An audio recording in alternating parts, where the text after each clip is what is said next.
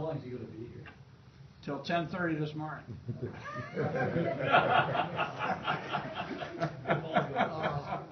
Okay, good morning, you all. Morning. Old buddy of mine here. Nice to see he's made it. Wants to be a docent. How many of you are pilots? 1, 2, 3, 4, get them around. And do we have any Navy pilots here? Okay. Another one. What did you fly? A4s, S2, C1s. All the new ones.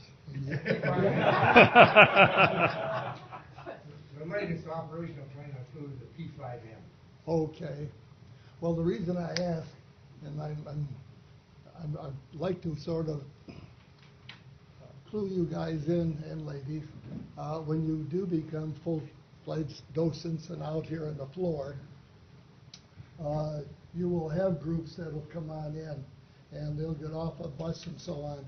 And I know you'll be so anxious to talk to them about what's going on here, but I would sort of like to suggest that you ask, if you'll be in the groups, maybe 8 or 10, ask what they flew, or how they found the Air Museum.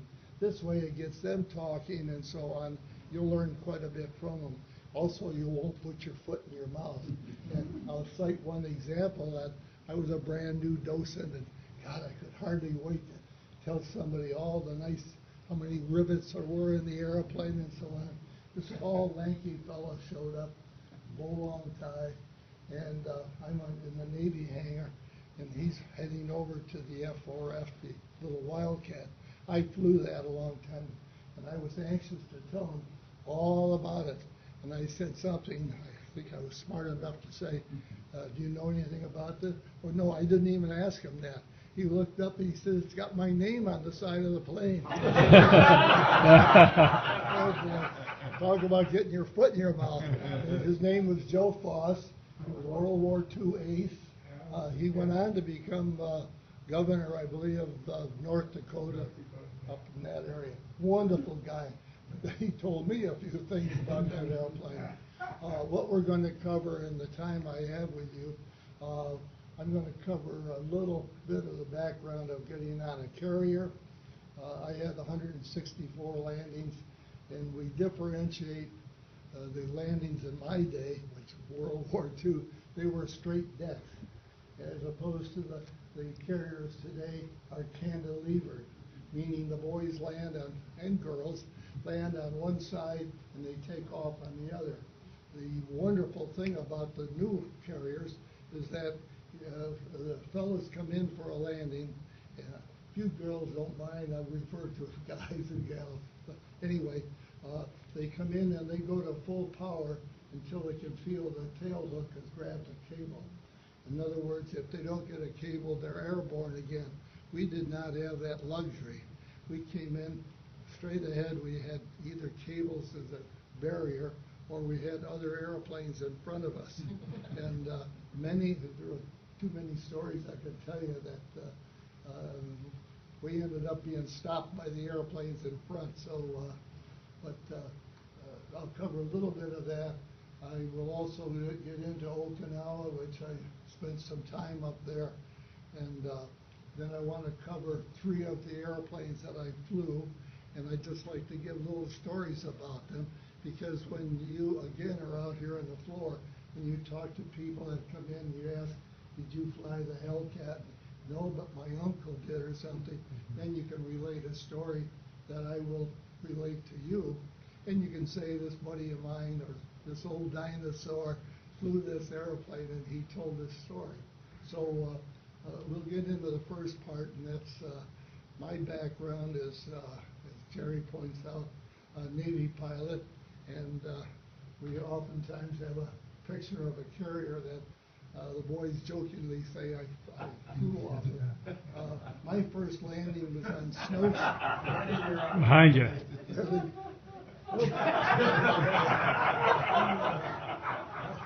That's me up in the cockpit.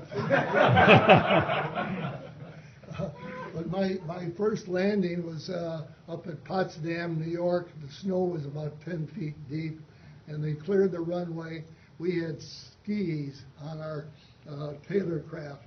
We have a Taylorcraft sitting out here. I've flown about 8 of the airplanes that we have here in the Air Museum.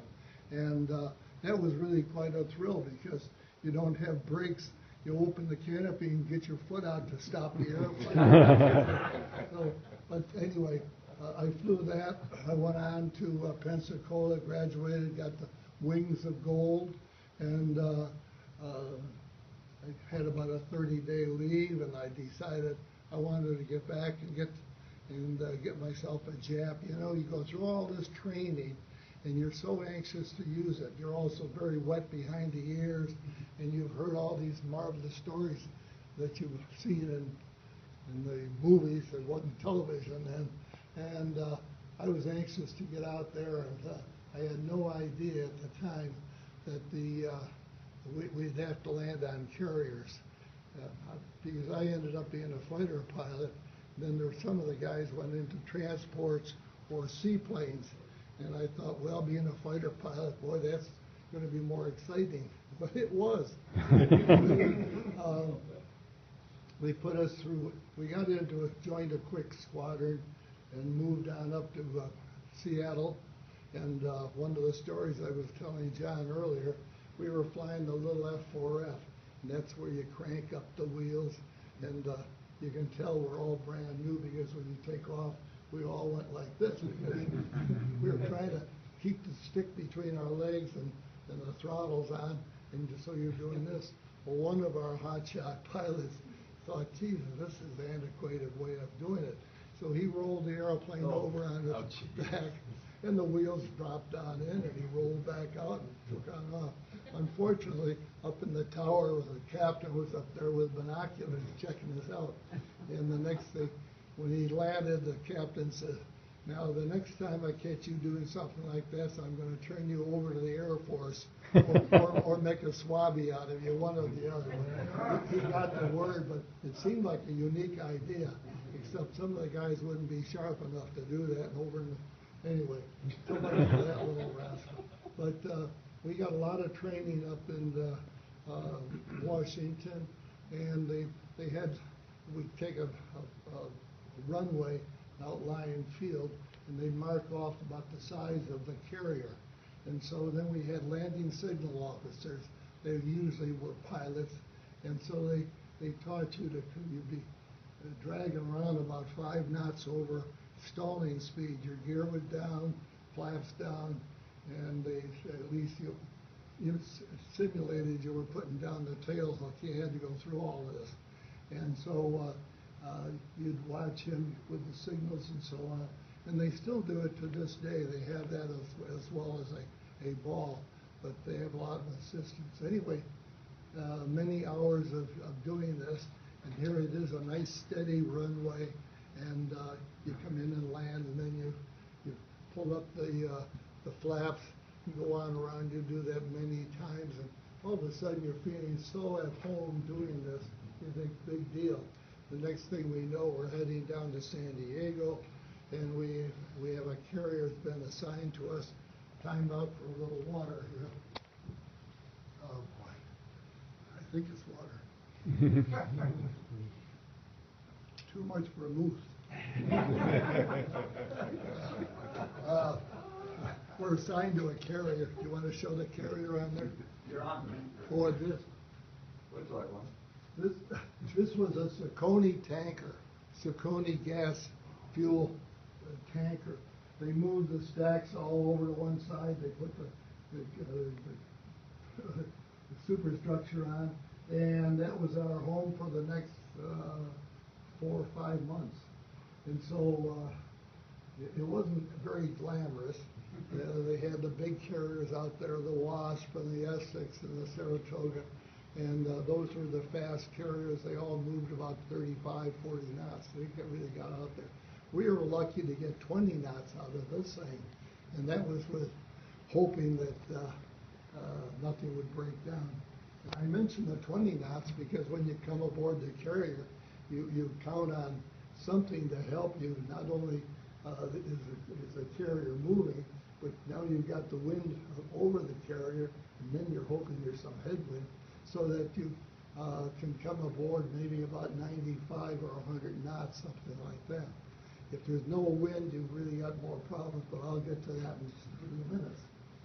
So we left San Diego with 28 fighter pilots. We had 25 torpedo pilots, and we went around Point Loma and headed out to Hawaii. I was just looking at Point Loma about Valentine's Day because I was down there at the Coronado Hotel, and I'm sitting there looking at it, and boy, that brought back memories. As a matter of fact, we were stationed at the Coronado Hotel. The Navy pilots, they needed some place to go, and we had so many in San Diego, so they put us up there. That was where I met my first wife, and I never stayed there very long. Anyway, we get on out to Hawaii, and before we get there, the captain decides we ought to have a little practice and see how his crew does along with us. So this is the first time now we're on a real boat, moving around and so on.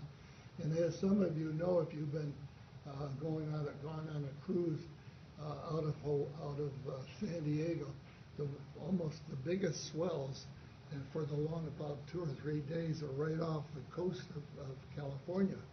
Right now we got our tanker, and we're heading out, and we get deck launched until they find one of the planes went on in. They said we better get catapulted, so they fired us on off from there, and we went on around. Now this is really quite a thrill. Now we're really doing the job instead of on a 10,000-foot runway, perfectly steady and so on. We're looking at this thing moving up and down, and then twisting and so on. And we really made a mess of the captain's his carrier. We chewed up that deck and ruined more airplanes. But it was a new experience, completely new for us. We never had the training on anything like that, and this held out for all the Navy pilots. So you hope to break through, and which we did. Finally, we got to Hawaii. We still had a few airplanes that were working, but they got new ones on, and we built up some confidence. And now we're heading out to Okinawa, and we're going into combat. Now the thing that we've all been looking forward to, we'll get out there and get ourselves a Jap, and I still call them Japs, except if there's one in the room, I'll be respectful, I'll call them Japanese. But what they did to so many of our prisoners of war, I won't get into it. It's another terrible subject. But we headed out to Okinawa, and our mission out there was support of the Marines that had already just landed. And it amounted to, we carried rockets. We had 6 rockets we could carry. We could carry a 250-pound bomb. We had 6 50 caliber machine guns. So we never knew until we ran up on the deck from the ready room as to what our missions would be.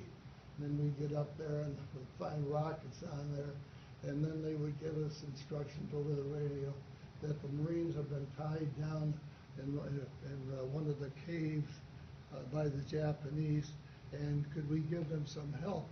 And so they'd give us coordinates. We had our maps and so on. So we headed on out, and you'd find the area, you'd fire the rockets in there, and then if we were successful, we still had the 50 caliber, and would give us targets of opportunity. That meant we'd go out and look around and see what we could find. I decided to fly down one of the streets in Okinawa, and lo and behold, here we had grass shacks, and I went by one, and I looked back, I said, that looked like a tail of an airplane. And I wheeled around, a couple of guys followed me, we went by, and sure enough, these were kamikaze planes waiting to take off to come after us. So of course we got rid of them. But our missions, so oftentimes I've told other classes, is many hours of boredom and a few moments of excitement. When I mentioned the many hours, we would fly combat air patrol. That's we'd have 4 airplanes up at 10,000 feet, and another 4 up at 20,000 feet. The purpose of that is if they picked up on radar the kamikazes coming down, we would have somebody on station and be able to peel off and go out and hopefully get them before they came in and hit our either our carriers or the destroyer escorts. Whenever I talk to anybody that was a former destroyer sailor, I take my hat off to them because those guys spent more time underwater than they did on top of the water. Secondly, they were the first ships that the kamikazes would spot when they came on down. So they took a terrible punishment. They were badly hit, damaged. I have a whole list of all the ships and so on that were damaged. We had no idea just how effective the kamikazes were. Anyway, one of our episodes, we're circling around up there, and as I say, it's boredom. You sit there and you do this day after day and nothing happens. You keep waiting for. But what we do is, see, we had a navigation board underneath our dash panel, and we get up there. Let's say I'm at 10,000 feet with 3 of my buddies, and so we spread out. And as I say, we were in what the Air Force would call a tight formation. We'd be about a mile apart. At 10,000 feet, I guess you were on oxygen? No. That's why I asked the question. Yeah. No, we wouldn't. We could sit and smoke too, which we did. As I say, you get so darn bored up there. You carry candy bars with you, you had water with you, and cigarettes. And as I say, here we had the navigation board out, and I'd either bring out a magazine or guys would have cards. We'd play homemade. You'd just look around and see who your friends were, and you have your helmet sitting at an angle, and your shoulder harness was back, so you were very relaxed and kicking the stick back and forth with your knee.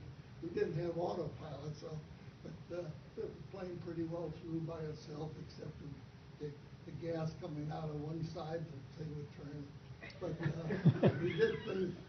I used to read Reader's Digest, and I still have sections that I tore out and had to do with the vocabulary. And so I was studying that and learning about things. But then you get a call from down below about a bogey, meaning Jeff was on his way.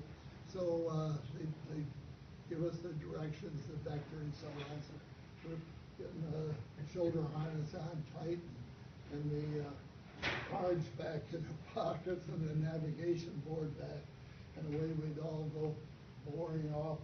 We all wanted to get him, so maybe we saw him starting his dive, and so we'd all peel on off.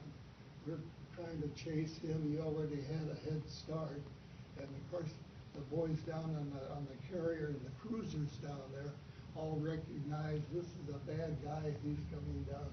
So anyway, we're after him, but these fellas are shooting at him. You see the smoke out ahead, and we're flying into that stuff, and we're trying to figure out, should we peel off? And the people down below are saying, I don't know if those dummies in the plane are going to get this guy, or is he going to get us? So they'd be shooting away too. So somewhere along the line, they lucked out. The guy blew up. Everybody took credit for shooting down the airplane. Anyway, that was all part of the fun of it. But let's see. Well, one of the stories Jerry, Bill enjoy, and that's well, there's a picture of John Wayne up here, and you see how he has his helmet, the part underneath his helmet. And we found, and you see this with the football players, they hate to have this thing around their chin or their and so we felt the same way with these little things under holding our helmets on. So we all left them loose. okay, now it's time to come in for a landing. And we get lined up, go by the carrier and flip on off. Now it's a piece of cake. Actually, this is the part that you enjoy because the rest of it has been boring.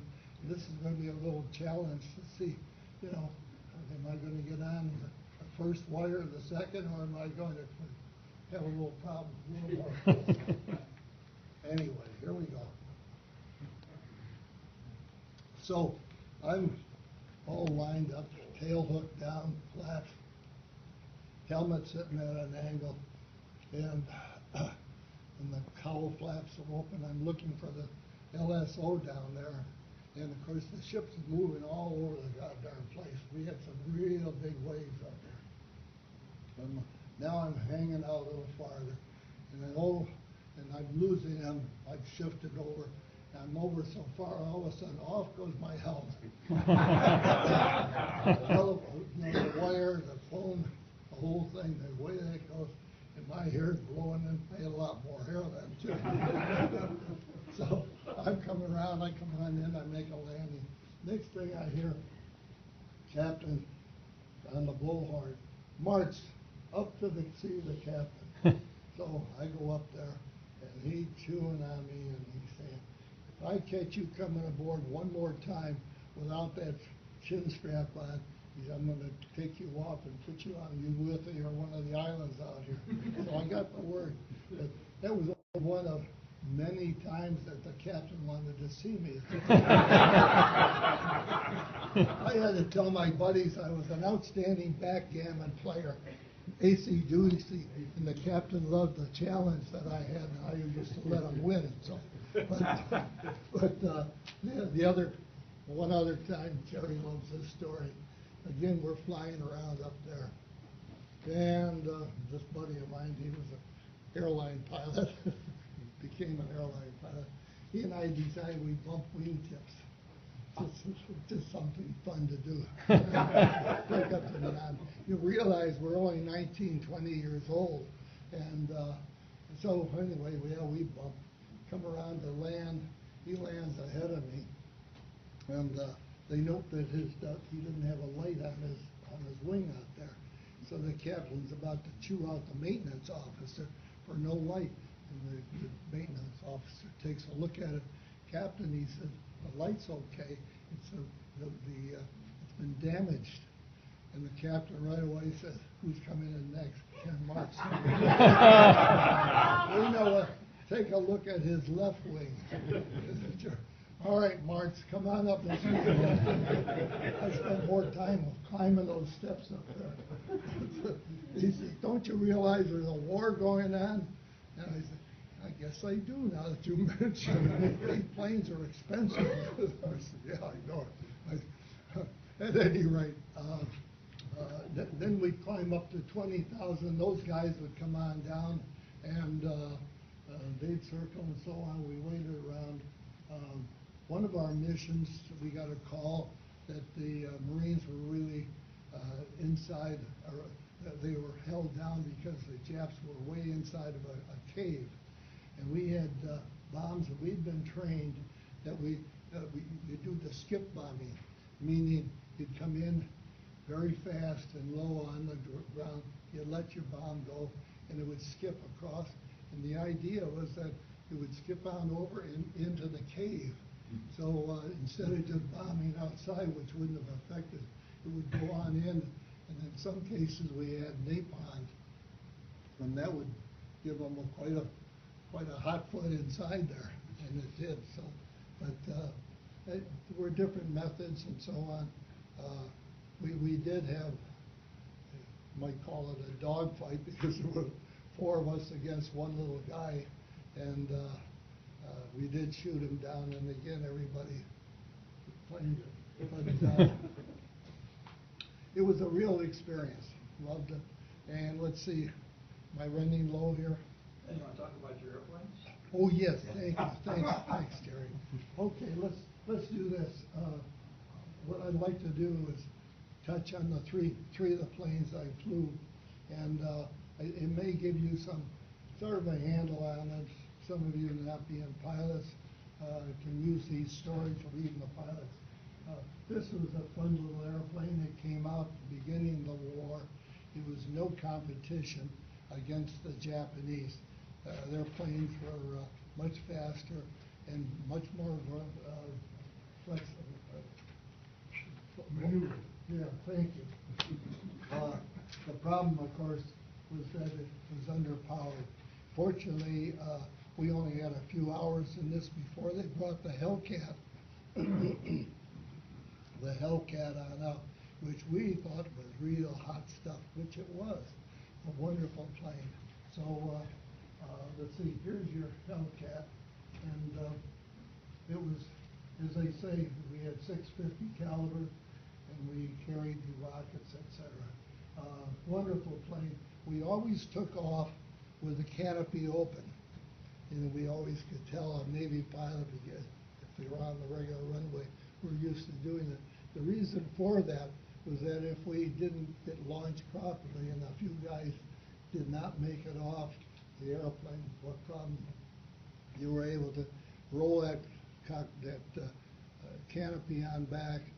You already had to take the radio off and the oxygen mask, and then the shoulder harness, so you had a lot of stuff to do to get out of the plane before it sank. Excuse me.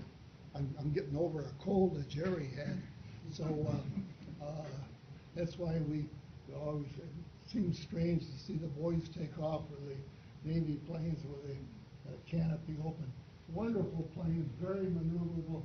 It accounted for more World War II aces than any other airplane. Wonderful plane. Let's see. Okay, that covers it. The Corsair, wonderful, lovely plane, but the problem with it is it has a terribly long nose. And the problem, of course, is trying to see the landing signal officer with a canopy. It just, thank you. Yeah.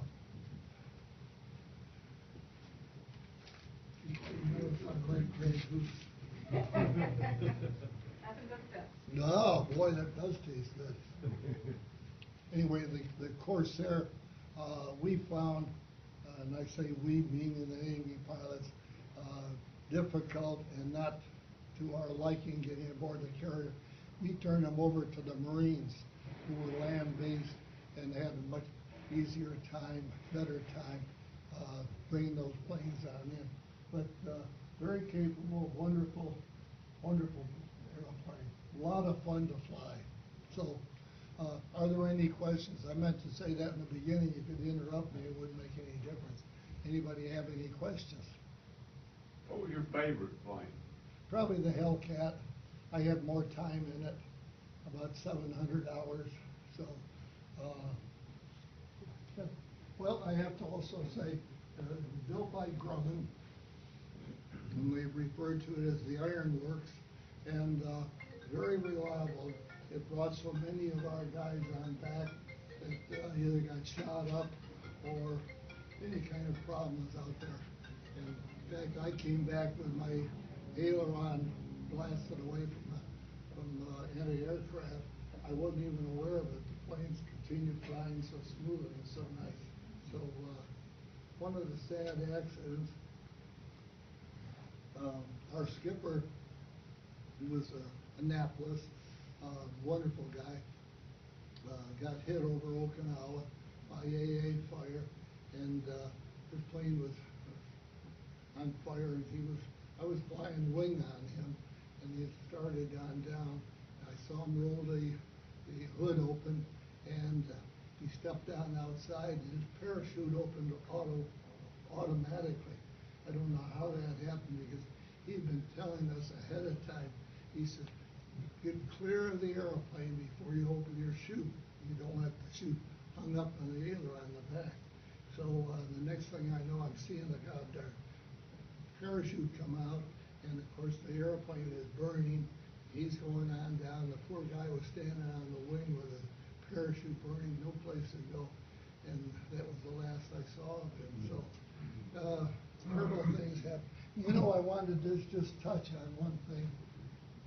And I think so many of us and the people that have been in combat, and that holds true for all the people that come out here and work, gives them a chance to talk about it. They probably talk to their wives, and the wives are tired of hearing the stories. But one of the nice things about this museum is that the fellows will exchange and they'll be sympathetic and so on. We never had a chance to cry, mourn over the loss of somebody that was very, very close to us. One of my buddies